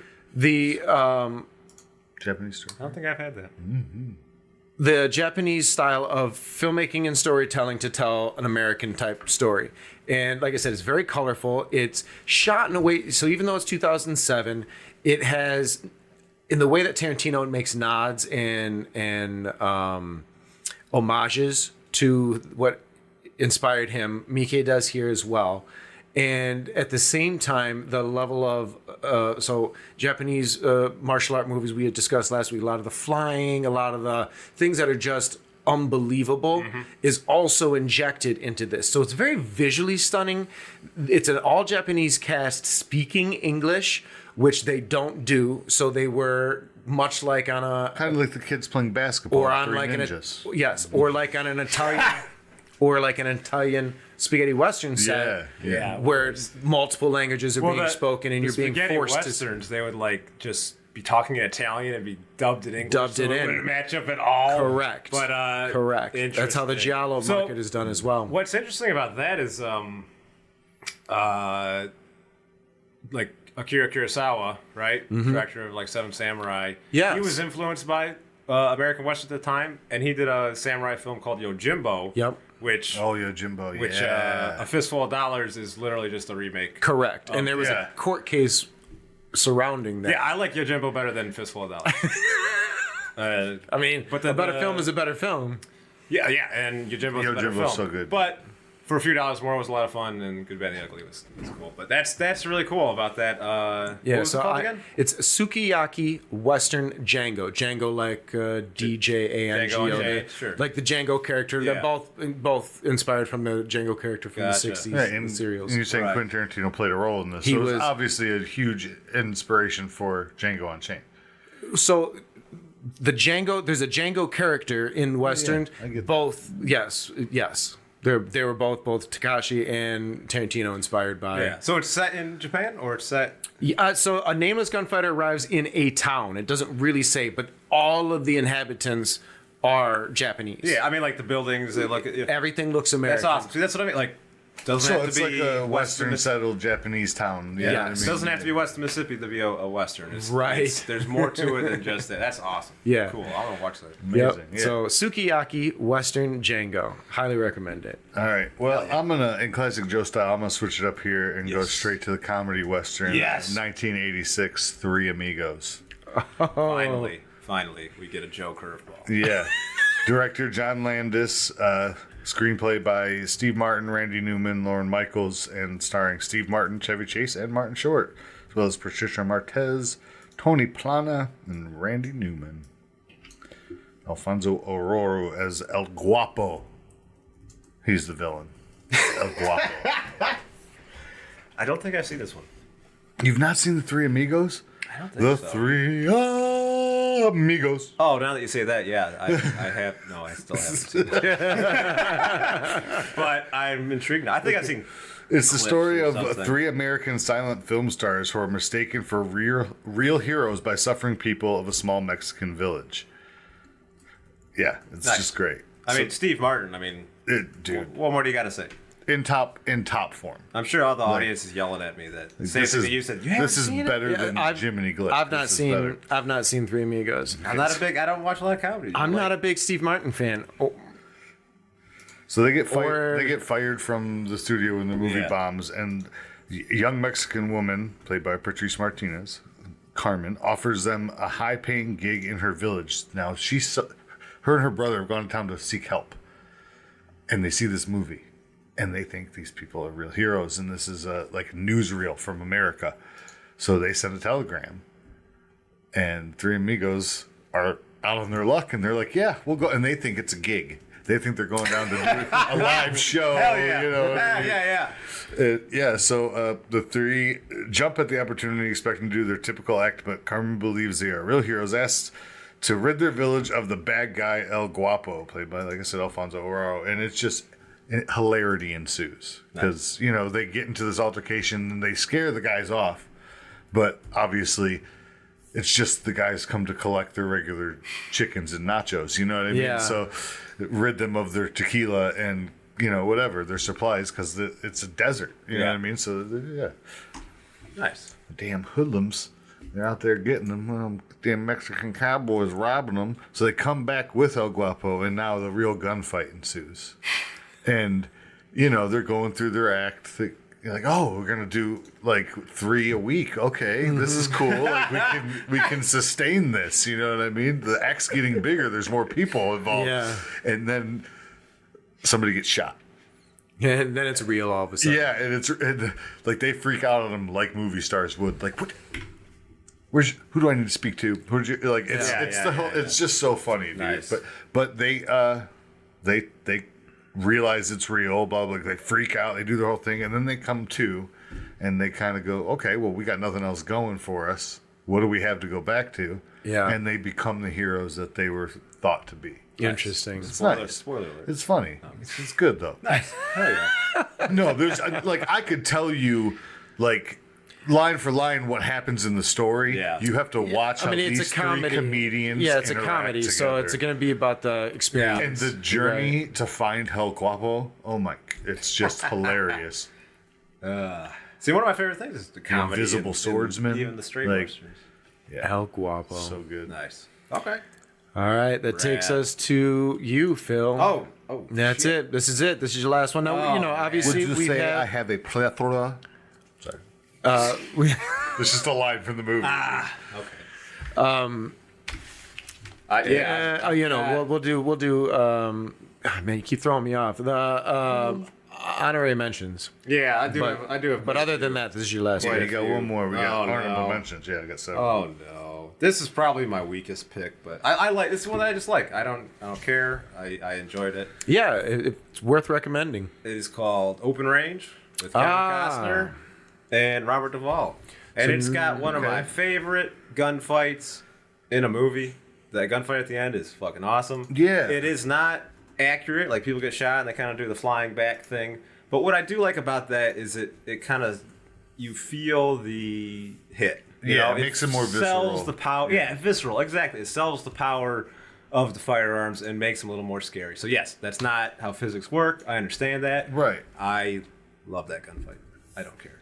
But it definitely sells that motherfucker ain't getting up from that. And it's got Robert Duvall. Robert Duvall just in his element. Yeah. I love Robert Now this Duvall. this I saw back in the day, and I think I've only seen it once, but I do remember the just loving the end of it. Yeah. So it was obviously the way they did the gunfight. Yep. And Kevin Costner's not bad. I'm not like biggest fan of him. I don't love him. Don't Yeah, I hate him, won't but knock him, but And this is one of his. I'm not a fan. This is one that he directed. Yes. And but you know what? I like that. I thought he did a good job in it. His character's supposed to be a little.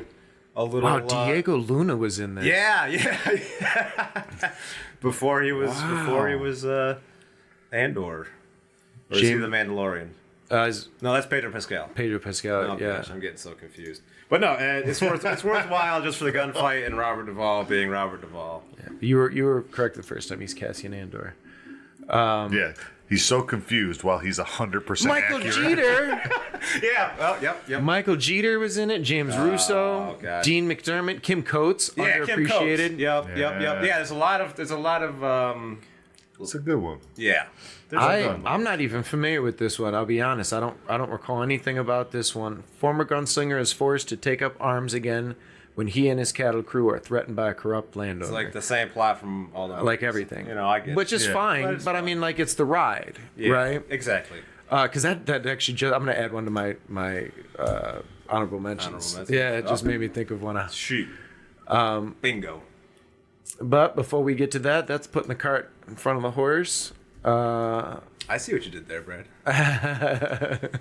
I've got another one to pick. So now I'm at an impasse because I did tee up something, and I know Phil is excited about it, and there was another one I wanted to spend some time on, but I think I can probably just do that one in the honorable mention. So I'm going to do, as Phil has been anticipating, 2005's The Proposition. You didn't have to pick it just. I like this movie. It's on my list. It was on my list. Written by Nick Cave. Yeah. Starring Ray Winston and Guy Pearce. And what makes this one different is it takes place in the outback of Australia. Yep. And it applies the same, because the outback of Australia is very, very, very similar to our West in the sense that, like, the type of crops that you can, it's Dust Bowl, it's cattle. It's a desert, it's mountains. Yes. And if I'm not mistaken, I thought this was regarding a land dispute, but I think it's about a brother. Yeah. He's given like a condition. Guy Pearce's brother is a psycho murderer, outlaw, and I think Guy Pearce is like imprisoned. Ray Winston is like, okay, we can either kill you or you can go kill your brother. So he meets back up with his brother and has to decide whether he wants to kill him or not. Yeah, Danny Houston is the bad guy there. Yeah. Are we misanthropes? Good Lord, no. We're a family. Is there like scalping people, Directed- cutting off heads, and Directed by John Hillcoat, who did The Road, Lawless, which is not a Western, so I'm glad, but that's a bootlegging. That one's a lot of fun. Also features, I think, music, at least. In fact, The Road features music from Nick Cave as well. Yeah, and Guy Pearce is in Lawless is one that I think the argument could be made that it's a Western. Honestly. So it takes place in the tough. South. Like, what? Yeah, it's It does. bootlegging, but It's closer to drag racing than Western, I think, or We can closer stay to. on topic. Yeah. But yeah. I mean, But the proposition, the music in that, oh man. Southerns and Westerns aren't far off from each other. It's a close brethren. Like we got country music, that's all Southern singers, but all that means is you're south of the Mason-Dixon line, east of the Mississippi. You still still straight up hardcore Americana down there, man. Yeah. What moved me about the proposition was the pacing of this one. This one, there was much less action or gunfight, and it was more about the man-on-man, like the encroachment of the pressure is what was weighing on the characters as opposed to the threat of life, because the threat of life is on his brother, right? As opposed to, the proposition would be no good if if he kills him then.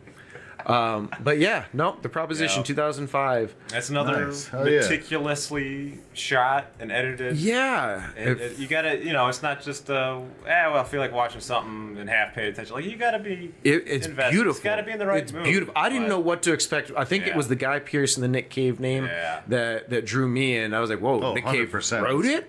Okay, I've got to see this. Yeah, and I'm definitely gonna have to. I was probably expecting something darker coming from 2005. This is one I haven't seen. I mean, it was still. You got two on your list I haven't seen. That's a milestone for Brad. But milestone for anybody on the show. So proposition is one that I mean, it was dark. There's not a lot of comedy in it. I can't think of any like funny little zingers or quips. It's tense. Yeah. It's a very tense movie. And I think It's also a Christmas movie. I'm gonna stick with that trend. It's set during Christmas. Is it really? Which is summertime in Australia. It is summertime in Australia. I don't know if I'm gonna stick with the Christmas theme, but I'm gonna do 2015's The Revenant. Yeah. Okay. Which, Leonardo DiCaprio, Tom Hardy, Will Poulter. What year did you say that was? 2015? 2015. Yeah. So, and this is, while exploring the uncharted wilderness in 1823, frontiersman Hugh Glass, Leo D., right? Yep. Sustains life-threatening injuries from a brutal bear attack when a member of his hunting team, kills his young son and leaves him for dead.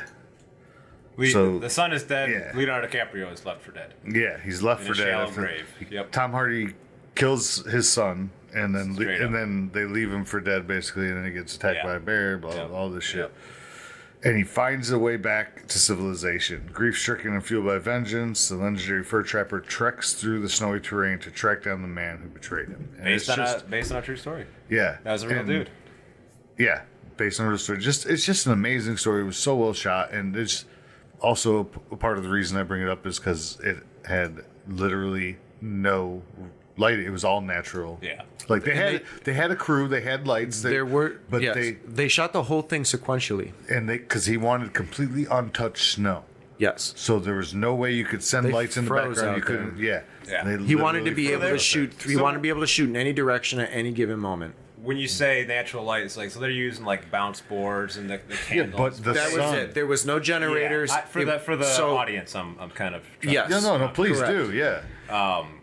At one point, the gaffer, I read this story, I heard it on the commentary, that at one point the gaffer complained about not having enough work, so the director had him build a 5K or something for the last shot of the night, just in case, and then called Rap and said, now you got to tear that down. I mean, made them stay after just to play stupid games. Ask stupid questions, get stupid answers. I would have loved working on that. Yeah, right? I would have built the 5K and tore it down afterwards happily. Yeah, so I don't give a shit. There was a lot of sitting around, and not only that, but there was a certain look and a certain he wanted the whole movie to have this one time of day look. He pulled it off. It was and so brilliant. they were limited on when they could shoot during the day. If the sun, what was the director's name? Is it Navarro? Let me see. I just had it up. Yeah, I got it right here. Another good episode I recommend from What Went Wrong. Look up there. It's Alejandro Inarritu. Gotcha. Yeah, but they cover a lot of that, and it's just fascinating what went into getting that made. Yeah. So usually westerns are post-Civil War. That's just kind of how they were. But this is one that is pre-Civil War. They're using like flintlocks and stuff like that. So this is like time period wise, definitely earliest of the kind of historical placings. That's a great. That's yeah, a for great, 1823. Yeah. It's Yeah. really A kind of the great way of earliest they've ever fleshing it placed a out. Western. Yeah. And it's so well done, so artistically cinematic, and just like the performances by these actors, and just having been on set through some frigid temperatures. Oh, yeah. Just the endurance that everybody Yeah. had to endure to make this piece of art. I mean, Yeah. it's appreciated. Yep. This is beautiful. And I think it's one of those things. I believe it was something we said on air, but when we were talking about the Three Ninjas, the amount of work that goes into making it look like no work was done. Yeah. This is that movie. If the world felt real, it felt Yeah. Exactly. like you can see the stitching on their clothes. Like dude stitched together a blanket to make a jacket. Yep. Like that's how they would have done it. Yep. Yeah. Shit. And it's got a good knife and tomahawk fight at the end. Oh yeah, it does. So good. You got me. You got me a knife fight. So. Every time. So we've reached the end of our list. I'm going to read down the list here and remind you what we recommended this evening. And then we're going to have Phil roll our magical dice to select what we will be watching at the top of our yeah. next episode. yeah. Wait And till then, you're cute. and then, and then the we goal will is to go roll through it off our the table. No premature dicelation. exactly. So heads up. All of these videos, all of these movies tonight are for rent, which means they are all available, which is a win. There are a couple that are on a subscription, but of the 12, I think it's only 2. So you're really looking at a rental on this one. But these are all great titles, so I'm looking forward to watch, any one of these.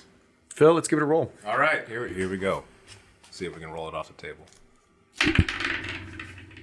Ooh, so close. So number 9, sir. God damn it. It's like Joe rigs 9 or these 9. fucking... I didn't rig nothing but that dice, which doesn't matter because What's number 9, Brad? What's So, number 9 is The Tres Amigos. Oh man. I know, of all these classics on here. I worked my butt off trying to pick a good Western for somebody. Here's the thing, though. that was a coin flip between Three Amigos and City Slickers too. Because Well, it's all right. It would have been that. Yeah, it would have been that slot for you. And that's honestly what I thought you were teeing up with City Slickers. So we're gonna hold that because I'm gonna let Phil do his first. But I do want to. I want to second what Phil said. So just as a reminder here, in our we second can season, re-roll. I'll take a loss. No. Just in our second. These are all movies that we recommend. So while watching The Three Amigos will give you the insight when we start talking about it next week. And it's one I've not seen, and it's with 3 actors who I've gone on a journey with. So I'm excited to watch Three Amigos, but I am also excited to watch some of these other ones, and I will watch them. So I do encourage you to write down these titles and check them out. Like Appaloosa is one I most definitely 100%. want to watch. I need to rewatch Assassination of Jesse James. And like I said, some of these other ones I've never seen or have very faint memories. So, these are all movies that we talked about them because we recommend them. So, please watch all of them. Like with the first are- one that you mentioned, I hadn't heard of. I'm definitely going to watch that one. they are. I'm going to remind you right now. I know that's what I'm waiting for. Appaloosa, Tombstone, The Assassination of Jesse James by the Coward Robert Ford, Butch Cassidy and the Sundance Kid, Once Upon a Time in the West, True Grit, The Man Who Shot Liberty Valance, Sukiyaki Western Django, Three Amigos, our choice for next week, Open Range, The Proposition, and The Revenant. So, That's a good fucking that list. being said, yeah, absolutely. Strong, Good dude. fucking list. That being get you said, through the Phil, month. Yo. we are going to have you do your discards. Before you do your discards, I'm going to have you do, if you'd like, a bit of self-promotion. Is there any social connection that you'd want to put out there? Any thing you want to promote? Sure. So there's nothing. None of this is film related, but I make knives, custom knives, blacksmith, and all that. Yeah. Lovely blacksmith. I have a blade from him. It's You do. lovely. So if you are looking for a knife or sword or some sort of edged weapon as a prop or something that can actually cut something, check out Blackheart Forge. So it's Blackheart Forge on Etsy, Facebook, Instagram, and YouTube, where I have built Is videos. Blackheart one word or 2? Blackheart is one word. It's kind of a play on Baumhardt. So Okay. it is Blackheart Forge. And then there's also Keeping Up with the Grips on YouTube. Yeah. If you wanna Keeping up see with the some, grips. Yeah, Brad's on a few of them episodes. Yeah, if you want to see G&E goofing off in their spare time, We should there's a do lot some of that. more of those. We should. And there's a few we dropped some grip knowledge on you. We Yeah, do. yeah, you'll We learn do. We do something. some Yeah. learning. So Black Heart Forge yes, sir. on Etsy, Insta, And Facebook. Facebook and YouTube. And YouTube, yeah. and yeah, no, Phil Keeping Up with the Grips also on Phil YouTube. does very good work. Everything is handmade. Yep. American made. A lot of the products that he's made, you can actually see him make on his YouTube channel. Very entertaining, very educational, and yeah, man, it's high quality work. Thank you. So check him out. Phil, what didn't make the main event? Yeah. Is there a numbered amount? Hell no, man. Give us, Let's let's rattle them off. yeah, You what can kind Okay, I'll mention keep it, them how and you I'll keep you, it brief. You don't have. talk It's not about a, them a little if yeah, you want. exactly. It's but- not a lightning round. You can go ahead and expound some wisdom on If us. someone's interested in what westerns Phil uses in his daily vernacular, Yeah, there here you go. Here they are. No. Another good John Wayne movie is The Searchers. That's one that that's another John Ford movie shot in Monument Valley. It is in color, but you still have white people playing Native Americans. So you got to overlook some of these older ones. You got to overlook some. Yeah, we kind of didn't even talk about that, but that's another. probably should've. That's another thing that Yeah. I did like about Sukiyaki Western Django because of the heavy. I don't want to say racism, but that's what they were going for, like the extreme. Yeah.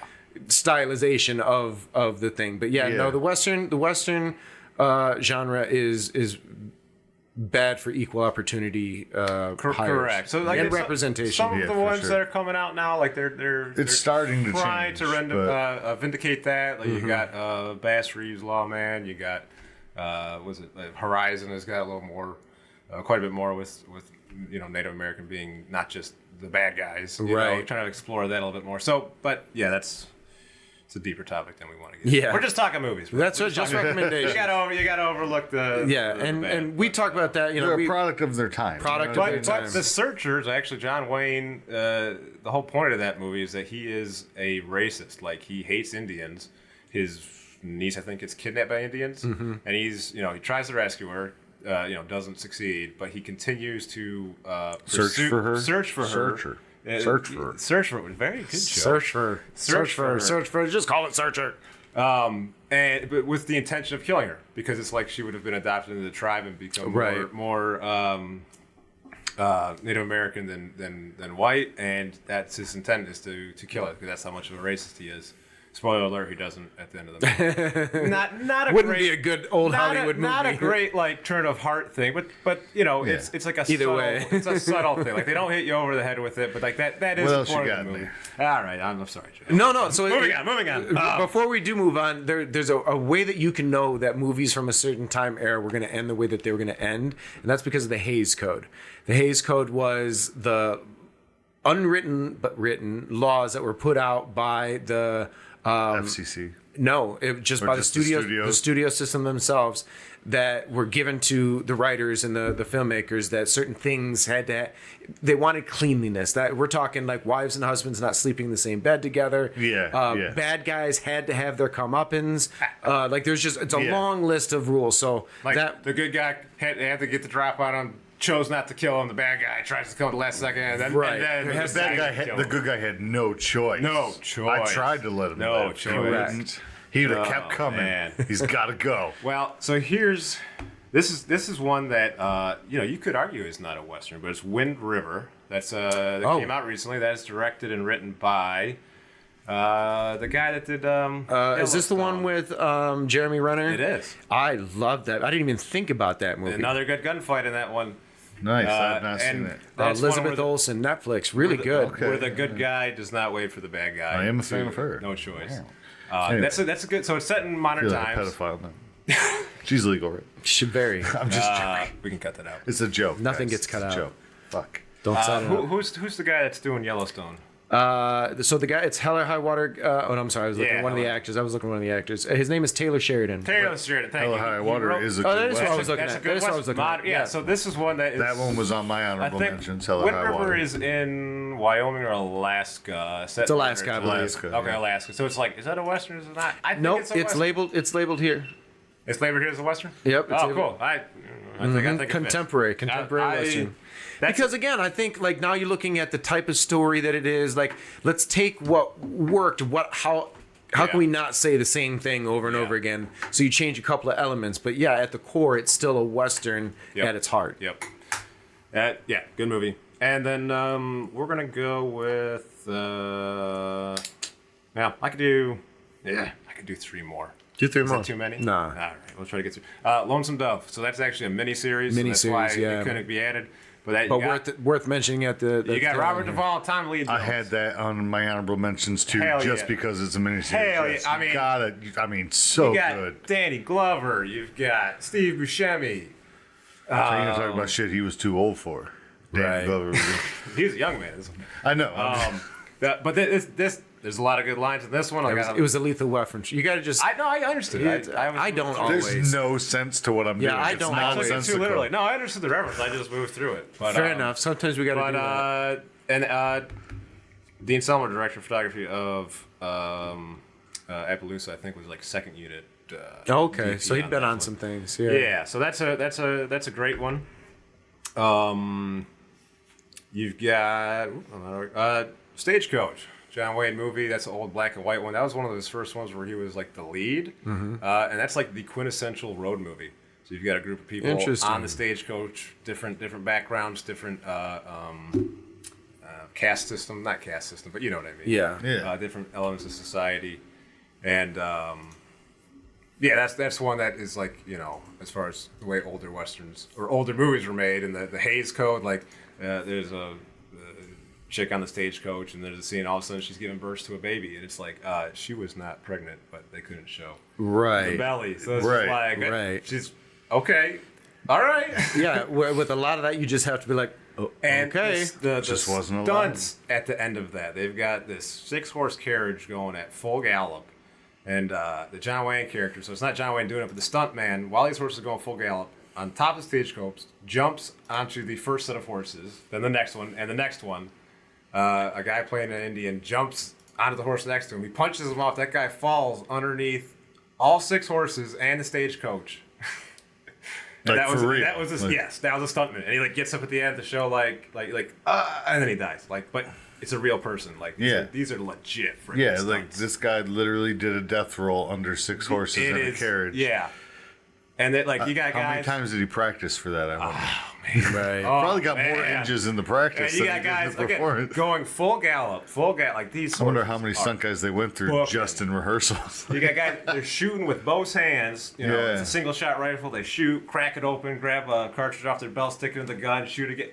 You see live loading of blanks. Yeah, full gallop, no reins. I mean, the stunts in that at the end of that movie are amazing. And this is Stagecoach? Stagecoach. Yeah. They've made a bunch of shitty remakes and just. But you gotta see that. The oldest one with John Wayne. Yeah, that's the one. And he's got. It's the first time he does the rifle.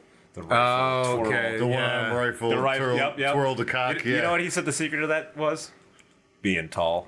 Yeah, that makes sense to not drag the damn thing.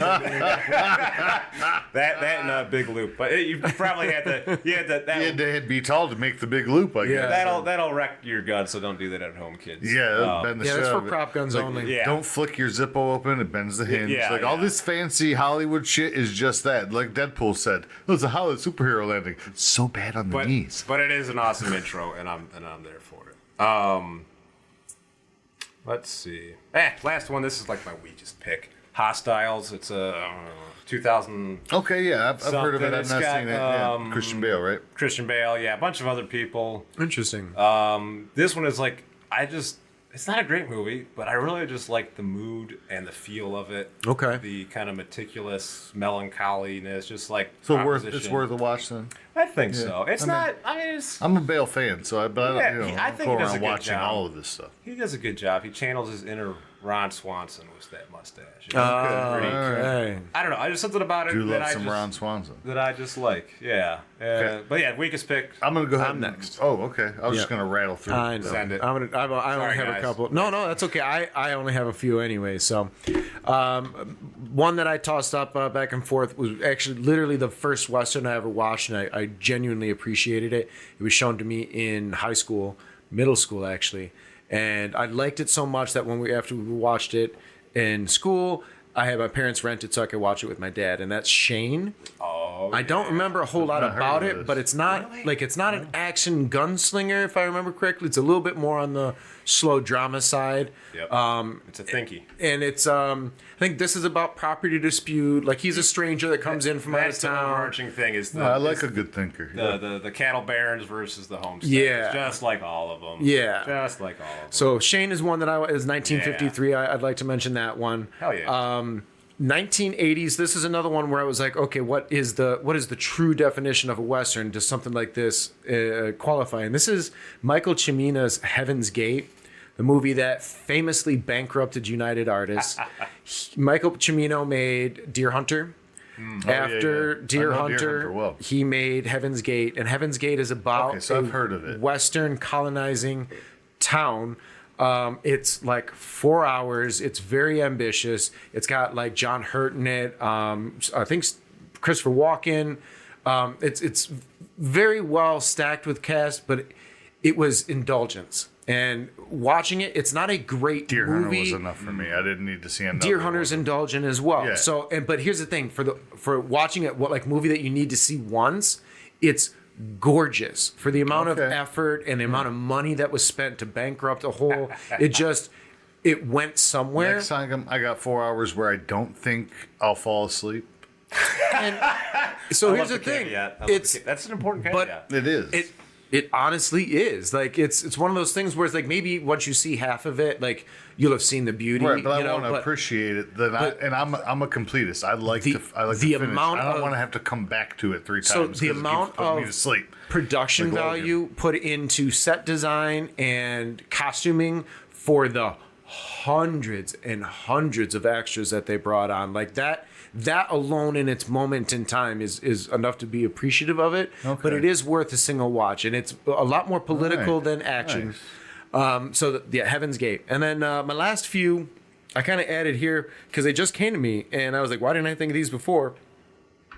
One, I forget what you said earlier, but it reminded me of 1996's Bruce Willis Last Man Standing. Oh, which yeah. is a Fistful of Dollars Jimbo. it's like a genre-bending, It's a Die it's a Hard at remake of High Fistful Noon. of Dollars. It's- Yeah. Yes, exactly. And it's So that's more of like a gangster. gangster western. Yeah. Yes. Yeah, where it's like got Western flavor. I would consider that more of a gangster movie. It, Yeah, but I it will probably approve. more I heavily, will but approve. like it's like gender. Gangster's gone to the West to escape the Exactly. Fed. Exactly. And now he's got to be the Western badass too. Gotcha. And then my last two, you would have had to have picked one over the other, and I'm not sure how you would have done it, but The Hateful Eight and Django Unchained, I feel at Okay, least. yeah. I mean, all At least- at least those need a were curse- also on mine. At least need a curse I'll remention. skip over those. So obviously, those two.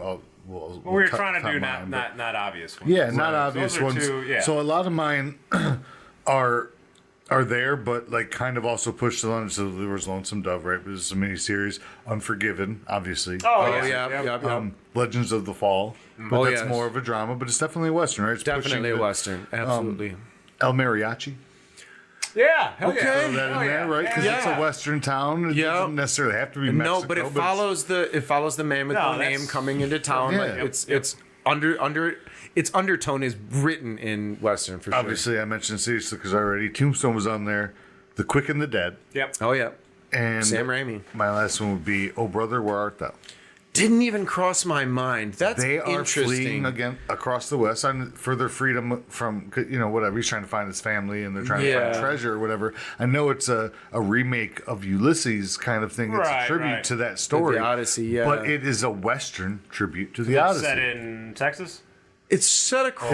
It's set across It's the set across the American South. Southwest, Yeah. but they're headed South and west. west, Dude. They are yeah. headed away Yeah. from. Yeah. It gets more. They head to the dissonant. Dust Bowl. Yeah, it So gets, like that's I would have I might argue against it. I mean, Yeah, I'll but that's have why it, it's honorable like, mention. man, Yeah, that's why- it's allowable. It's in like- That's honorable why I mention. saved it for my last honorable mention because I wanted this Yeah. conversation right Is here. it a Western or is it a period drama? So I would like or and this is a topic I would love for us to do, but in that vein would be movies based in literature that aren't like identifiable to their to their roots. That don't Yeah. fit in a perfect box. Yeah, because this does not fit. They're supposed to be sailors, in the Odyssey. In the Odyssey. Yeah. So But This is John them- Goodman is clearly the Cyclops. Clearly the Cyclops. And the ladies doing laundry are clearly the Sirens. Right. Correct. And these 3 sailors are clearly prisoners, you know what I Right. mean? But they're clearly on a mission to find this ultimate thing. Interesting. But they have like radio, so it would be like. Oh, it was 1930s. It was This is 1930s. It was during the Depression. It was right Yeah. before they flooded all those it definitely fits valleys the perfect. and Like brought this. electricity. It would be like the end of the Western era. and, you know and what he I did mean? Like, he did preface all of his with these are all going to kind of push the line. well, no, that one specifically. Yeah. But all of them were a Self-realization little bit, Yeah, I thought that's a lot of them. Were I think pretty I'd much like, oh yeah, that's the Western. Had I been like, I can't think of anything else, I could have sold it. But Right. I'd like to bring it up on here because it was so good. It has that feel, like the way that, because it was filmed on film, but they actually did digital color it's remastery. one on of it. the first, if not the first, one of the first films that got color graded. Yeah, and the way Yeah, they did it 'cause was they- amazing, and yeah. it gave it that They- kind of Western They ran feel. it through digital and then they Yeah. desaturated it, added the yellows. There was a lot of stuff that the Gave it that dusty, Coen brothers Dust wanted Bowl to. feel. Correct. you know? Yeah. Yep. Absolutely. All right, so fortunately, we have come to the end of our time, y'all.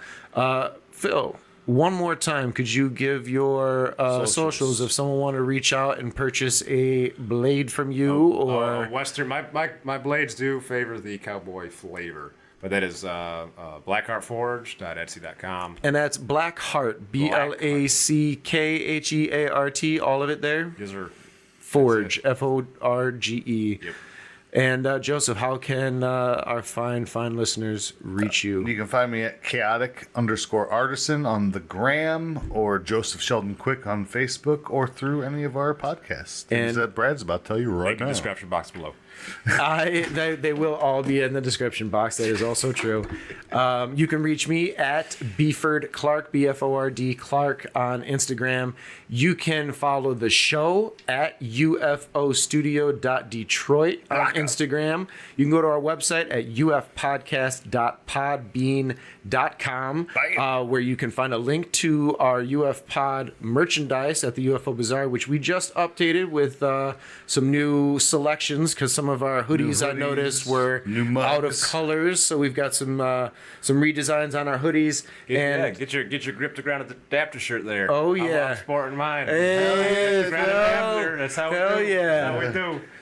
That design came off of Phil. He said, that term came from him, and Brad sat down and we're like, we're going to make a t-shirt. Yeah, I didn't invent it, but I did. I was the one that taught it to Get- me. get- Pass it on. Yep, Pass hell it yeah. on. So I had Yep. to get one. I had to. So yeah, and then all the links for our show are in the description. You can find us on Facebook as well. Most importantly, get involved with the conversation. If there's something that we didn't bring up that you absolutely just sat in your seats like, oh my God, how could you not mention? Tell us, share with us, communicate with us. What have you seen or what have you not seen of the films that were mentioned on our list today? And did you watch Three Ninjas? What did you think? So we'd love to hear from you. We'd love to get some comments and some let's ratings. talk about it. Like, subscribe on anywhere that you're listening to us or watching us.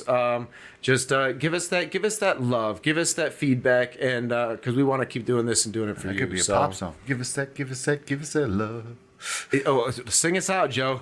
So everybody- Give us that feedback, baby. So thank you, us that, Phil, give us for that, coming give us in. that love. Phil is going to stick around with us, so listen in next week as he joins us on #SetLive. Thank you, everybody. You gotta pull those pistols or whistle Dixie.